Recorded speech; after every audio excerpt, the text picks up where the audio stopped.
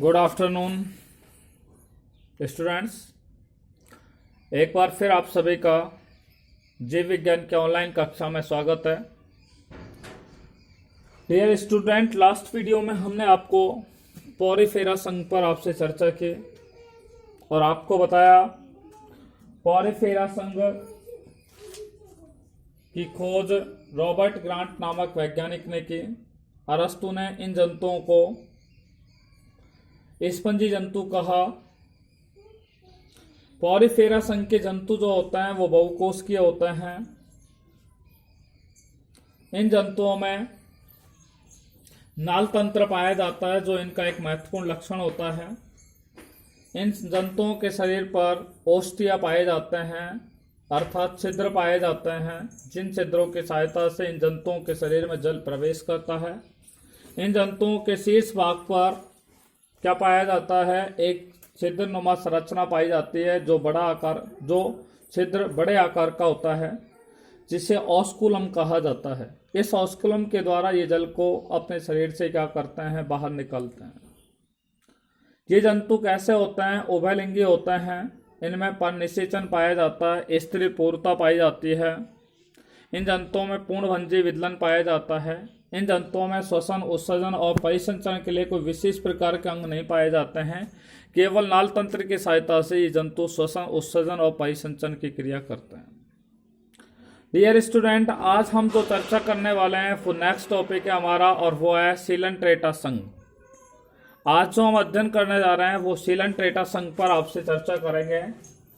देखिए, सीलंट्रेटा संघ पर बात करने जा रहे हैं। सीलंट्रेटा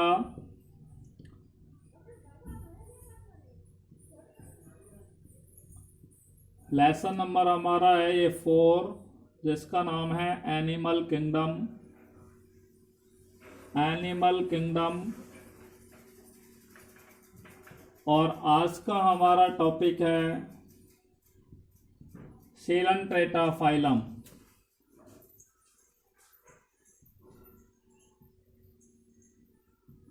सीलंट्रेटा फाइलम।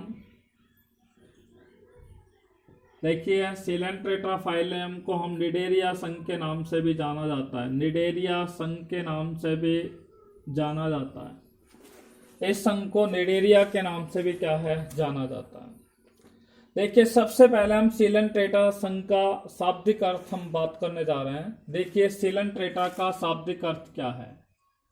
देखिए, सीलन COELEN ट्रेटा, सीलंट्रेटा, ठीक है। देखो, CEL, सील का अर्थ होता है होलो, ठीक है। सील का अर्थ क्या होता है? होलो।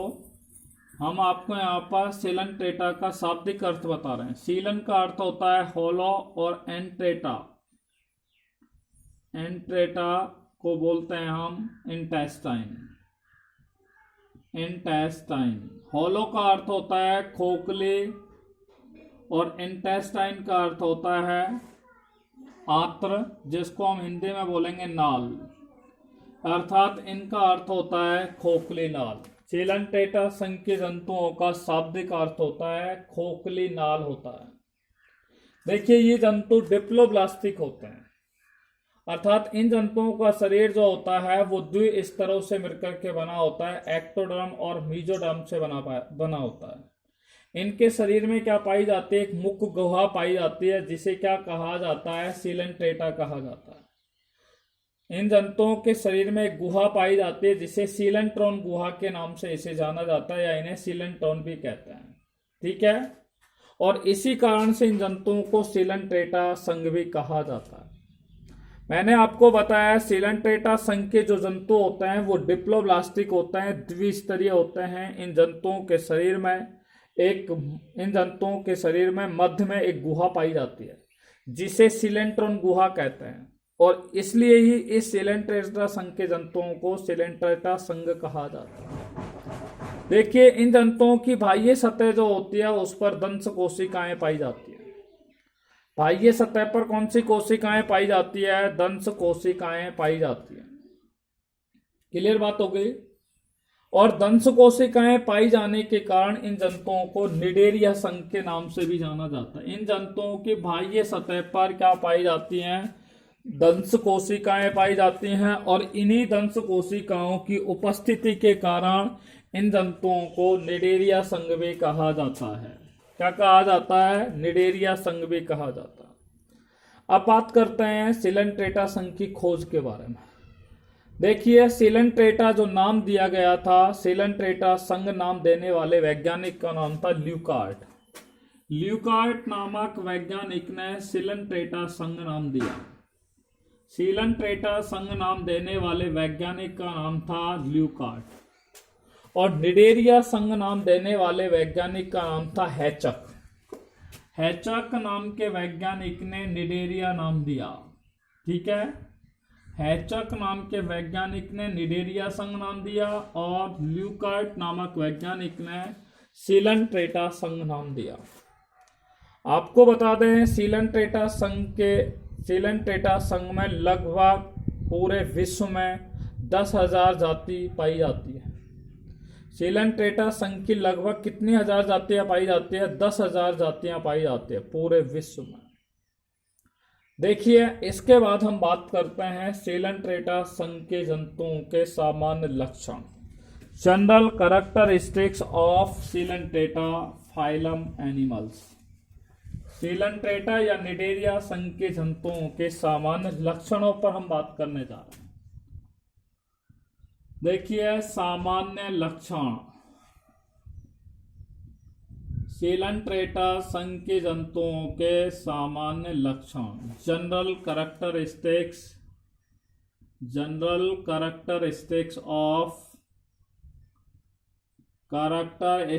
ऑफ सिलेंट्रेटा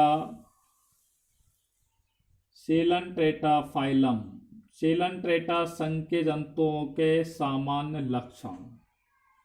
देखो भी, सबसे पहले तो हम इनके आवास के बारे में बात करते हैं कि भाई ये सिलेंट्रेटा संघ के जंतु कहाँ पर पाए जाते हैं, कहाँ निवास करते हैं। ठीक है, अधिकांशतः सिलेंट्रेटा संघ के जो जंतु होते हैं वो समुद्र में पाए जाते हैं, समुद्रवासी होते हैं, यानी कि ये लवणीय जल के अंदर पाए जाते हैं। ठीक है, सिलेंट्रेटा संघ के अधिकांशतः जंतु कैसे होते हैं? सैलाइन वाटर के अंदर पाए जाते हैं, लवणीय जल के अंदर पाए जाते हैं। लवणीय जल का मतलब अधिकांशतः जंतु कहाँ पर पाए जाते हैं? समुद्र में पाए जाते हैं, समुद्रवासी होते हैं। कुछ जंतु ऐसे होते हैं जो स्वच्छ जल के अंदर भी पाए जाते हैं। कुछ जंतु ऐसे होते हैं जो किस में पाए जाते हैं? फ्रेश वाटर के अंदर पाए जाते हैं, स्वच्छ जल के अंदर क्या है? पाए जाते हैं। सिलेंट्रेटा संघ के जंतुओं के आवास के बाद हम बात करते हैं कि ये किस तरीके से रहते हैं। देखिए, सिलेंट्रेटा संघ के जंतु जो होते हैं वो खास तौर से एकल अवस्था में पाए जाते हैं। कुछ ऐसे जंतु हैं जो कॉलोनी बनाकर भी रहते हैं। क्या बना करके रहते हैं? कॉलोनी बना करके रहते हैं। कुछ जीव ऐसे भी होते हैं सिलेंट्रेटा के जो स्वतंत्र जीवी होते हैं, स्वतंत्र जीवी होते हैं। ठीक है, और कुछ सिलेंट्रेटा संघ के जंतु ऐसे होते हैं जो एक ही स्थान पर रहते हैं, अर्थात स्टैग्नेंट होते हैं, स्थानबद्ध होते हैं। कैसे होता है? स्थानबद्ध होते हैं।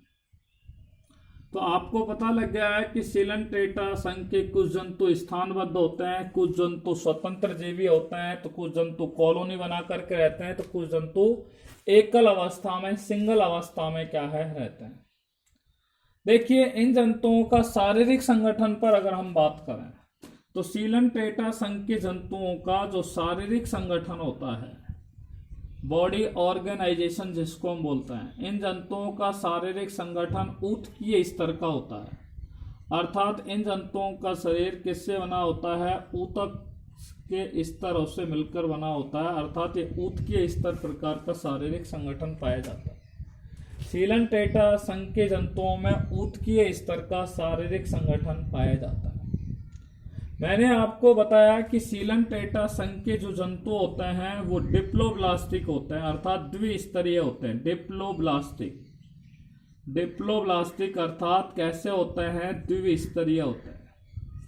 इन जंतुओं की जो बाह्य त्वचा होती है ठीक है, बाह्य चर्म जिसको हम एक्टोडर्म के नाम से जानते हैं, ये केवल एक्टोडर्म और किससे बने होते हैं, अंतः त्वचा यानी कि एंडोडर्म से मिलकर के क्या है बने होते हैं। ये दो चर्मों की, इसलिए इनको क्या बोलेंगे, द्विस्तरीय होते हैं। बाह्य चर्म भी पाई जाती है और एंडोडर्म भी इनके अंदर पाई जाती है। देखो, बाह्य त्वचा और अंतः त्वचा के मध्य में, बाह्य त्वचा, बाह्य चर्म और अंतः त्वचा के मध्य में अकोशिकीय मीजोगिलिया का स्तर पाया जाता है। कौन सा स्तर पाया जाता है, एक्टोडर्म और मीजोडर्म के मध्य में अकोशिकीय मीजोगिलिया का स्तर यहाँ पर पाया जाता है, मीजोगिलिया का स्तर पाया जाता है।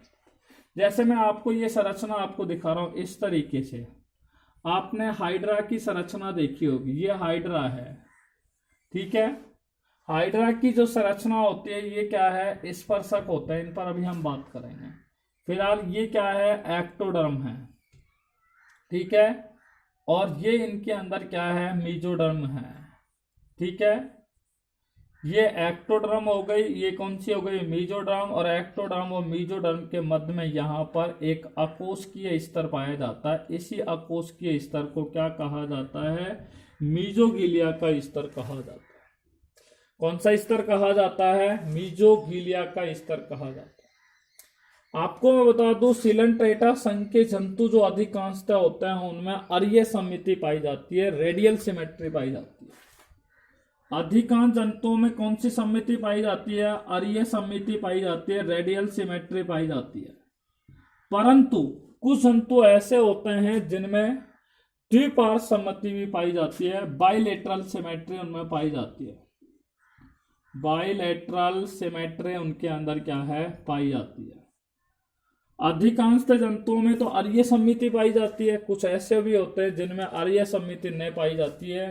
अरीय समिति के स्थान पर उनमें क्या पाई जाती है, द्विपार्श्व समिति पाई जाती है, ठीक है।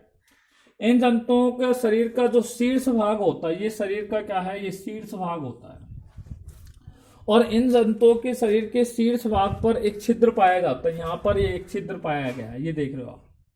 यही छिद्र मुख और गुदा दोनों के रूप में क्या करता है, कार्य करता है। इन जंतुओं के शीर्ष पर एक छिद्र पाया जाता है, ये छिद्र मुख के रूप में भी कार्य करता है और गुदा के रूप में भी क्या करता है, कार्य करता है, ठीक है।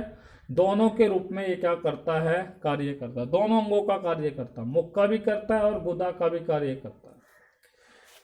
ये मुख गुदा, ये जो छिद्र होता है ये खोखली स्पर्शकोश के द्वारा क्या होता है, घिरा हुआ होता है। इन जंतुओं का जो शरीर होता है वो खोखली, ये क्या है, स्पर्शक होते हैं। इन स्पर्शकों के द्वारा इनका मुख या गुदा वाला भाग क्या होता है, घिरा हुआ होता है। इन जंतुओं के शरीर के शीर्ष भाग पर जो मुख या गुदा पाया जाता है उसके ऊपर क्या पाए जाते हैं, खोखले, ये स्पर्शक पाए जाते हैं, टेंटिकल्स के द्वारा घिरा होता है।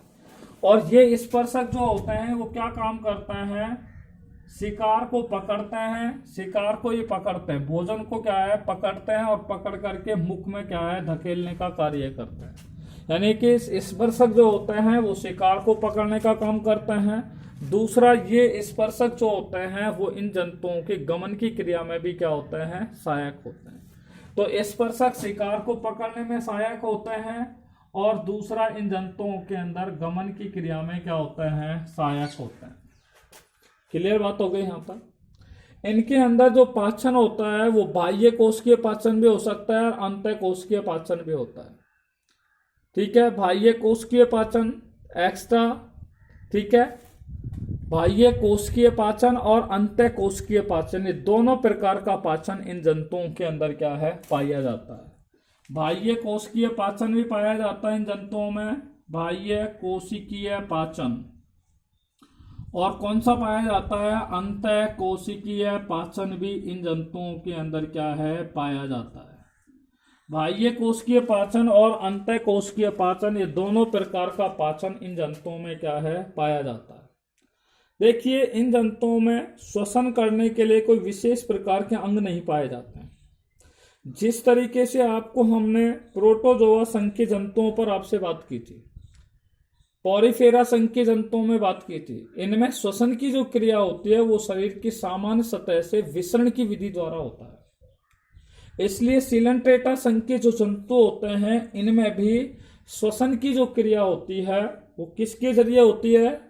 इन जंतुओं में भी श्वसन की क्रिया जो होती है वो शरीर की सामान्य सतह से होती है। इनमें उत्सर्जन के लिए, परिसंचरण के लिए कोई विशेष प्रकार के अंग नहीं पाए जाते, या हम कह सकते हैं एक्सक्रीशन, ठीक है, सर्कुलेटरी सिस्टम एंड रेस्पिरेशन के लिए कोई विशेष प्रकार के अंग इन जंतुओं में नहीं पाए जाते। ये एक बहुत ही इंपॉर्टेंट बात बता रहा हूं मैं आपको कि सीलन-टेट्रा संघ का जो जंतु है, या सीलन-टेट्रा संघ एक पहला ऐसा संघ है जिसमें क्या पाई जाती हैं? तंत्रिका कोशिकाएं पाई जाती हैं। सीलन-टेट्रा प्रथम संघ है जिसमें क्या पाई जाती हैं? तंत्रिका कोशिकाएं पाई जाती हैं, और इनमें आद्य प्रकार का तंत्रिका तंत्र पाया जाता है। इन जंतुओं में कौन सा प्रकार का तंत्रिका तंत्र पाया जाता है? प्रिमिटेटिव नर्वस सिस्टम इन जंतुओं के अंदर पाया जाता है, ठीक है। आद्य प्रकार का तंत्रिका तंत्र पाया जाता है। ये एकमात्र पहला तंत्र यानी कि संघ है जिसके अंदर, जिन जंतुओं के अंदर क्या पाया जाता है? तंत्रिका पाई जाती है, तंत्रिका कोशिकाएं पाई जाती है, नर्व सेल्स पाई जाती है, ठीक है। इन जंतुओं में क्या पाई जाती है? द्विरूपता पाई जाती है, द्विरूपता पाई जाती है। ये इंपॉर्टेंट करैक्टर है इन सीलन-टेट्रा संघ के जंतुओं में। डाइमॉर्फिज्म इनके अंदर क्या है? पाई जाते हैं, डाइमॉर्फिज्म। यानी कि हम कह सकते हैं सीलन-टेट्रा संघ के जो जंतु होते हैं वो द्विरूपता को क्या करते हैं? प्रदर्शित करने का कार्य करते हैं। इसलिए इन्हें जीवक भी कहा जाता है। इन्हें क्या कहा जाता है? जीवक भी इन्हें क्या है? कहा जाता है। क्लियर बात समझ में आ गई? अब इनमें लैंगिक जो द्विरूपता होती है वो दो प्रकार की होती है। एक होती है पॉलिप अवस्था, और दूसरी अवस्था को क्या कहते हैं? मेडुसा अवस्था के नाम से इन्हें जाना जाता है। देखिए, पॉलिप अवस्था के बारे में हम बात कर रहे हैं। जिन जंतुओं में पॉलिप अवस्था पाई जाती है उनकी संरचना ऐसी होती है, बेलन की आकार की होती है, एज लाइक हाइड्रा के अंदर होती है, ठीक है। जिन जंतुओं की संरचना कैसी होती है? बेलनाकार होती है। वो कैसे होते हैं? पॉलिप अवस्था होती है। और पॉलिप अवस्था की एक खास विशेषता यह होती है कि ये जंतु एक जगह रहते हैं, स्थानबद्ध रहते हैं, और इनमें क्या पाई जाती है? जनन की दृष्टि से इनमें अलैंगिक जनन पाया जाता है, या अलैंगिक अवस्था इन जंतुओं में पाई जाती है। मेडुसा वाले जंतु जो होते हैं वो ओबेली, आपने देखा होगा, इस तरीके से छत्रक के आकार की संरचना में पाई जाती है। इस तरीके से छत्रक के आकार की संरचना पाई जाती है, ठीक है। तो मेडुला जो होते हैं वो कैसा होते हैं? आकार में छत्राकार होते हैं। और ये कैसे होते हैं? स्वतंत्र जीवी होते हैं, यानी कि एक स्थान से दूसरे स्थान पर गति करते रहते हैं। और इनमें जनन जो होता है वो कौन सा पाया जाता है? लैंगिक जनन इनमें पाया जाता है, या लैंगिक अवस्था पाई जाती है। पॉलिप और मेडुसा अवस्था में अंतर आप देखना चाहें तो पॉलिप अवस्था में बेलनाकार संरचना होती है, मेडुसा अवस्था में छत्राकार संरचना पाई जाती है। पॉलिप अवस्था के जीव स्थानबद्ध होते हैं। ये कैसे होते हैं? स्वतंत्र जीवी होते हैं।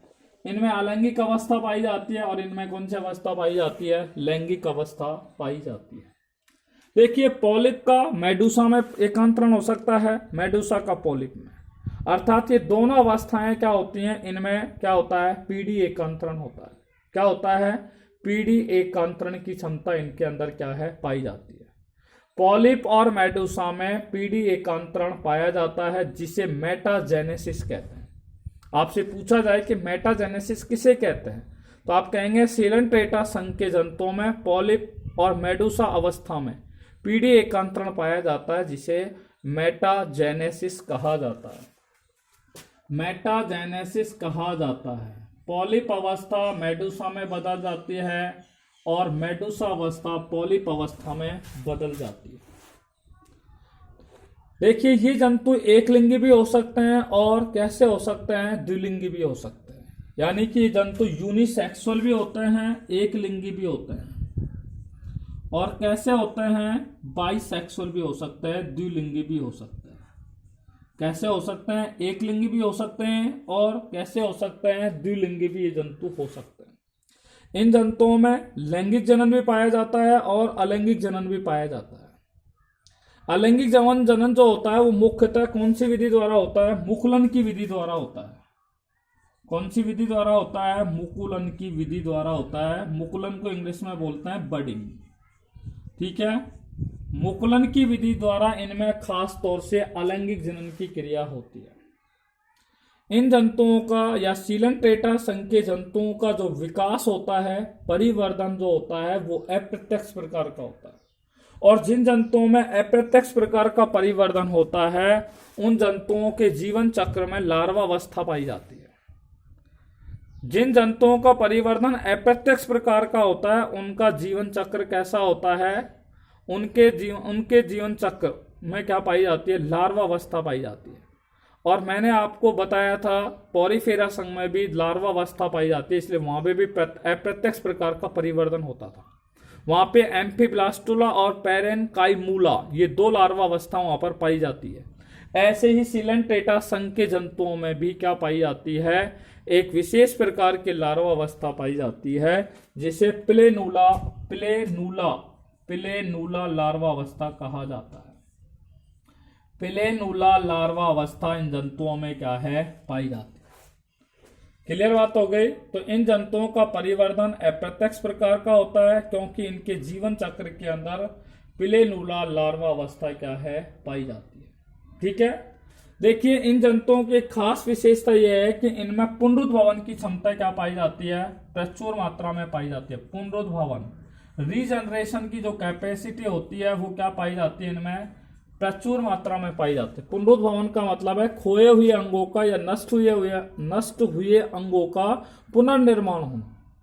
यानी कि जैसे छिपकली की पूंछ है वो कट जाती है, या तारा मछली की कोई भुजा कट जाती है, तो उस भुजा का दोबारा से निर्माण हो जाए। ऐसे ही यहाँ पर कोई स्पर्शक टूट करके गिर जाए हाइड्रा के अंदर, तो उसका दोबारा से निर्माण हो जाता है। क्यों हो जाता है? क्योंकि इनमें अंतराली कोशिकाएं पाई जाती है। अंतराली कोशिकाएं पाई जाने के कारण ही सीलंट्रेटा संघ के जंतुओं में पुनरुद्भवन की क्षमता पाई जाती है। जैसे हाइड्रा है, ओबेलिया है, ऑरेलिया है। ऑरेलिया को हम जेलीफिश भी कहते हैं। ऑरेलिया को क्या कहा जाता है? जेलीफिश के नाम से जानते हैं। फाइसेलिया है, जिसको पुर्तगाली सैनिक के नाम से जाना जाता है। आपको बताते हैं गोरगोनिया जिसे समुद्री पंखा के नाम से जाना जाता है, या पेनेटूला जिसे समुद्री पिच्छ के नाम से जाना जाता है, समुद्री पंख के नाम से जाना जाता है। ये सारे जंतु सीलंट्रेटा संघ के अंतर्गत आते हैं। हाइड्रा, ओबेलिया, ऑरेलिया, फाइसेलिया, गोनेरिया और पेनेटूला, ये सारे जंतु किसमें आते हैं? सीलंट्रेटा संघ के जंतुओं के अंतर्गत आते हैं। देखिए, एक बार मैं फिर रिपीट कर रहा हूं सीलंट्रेटा संघ के जंतुओं का बारे में। सीलंट्रेटा का शाब्दिक अर्थ होता है सील का अर्थ होता है होलो, एंट्रोन का अर्थ होता है इंटेस्टाइन, जिसमें खोखली नाल पाई जाती है। ठीक है।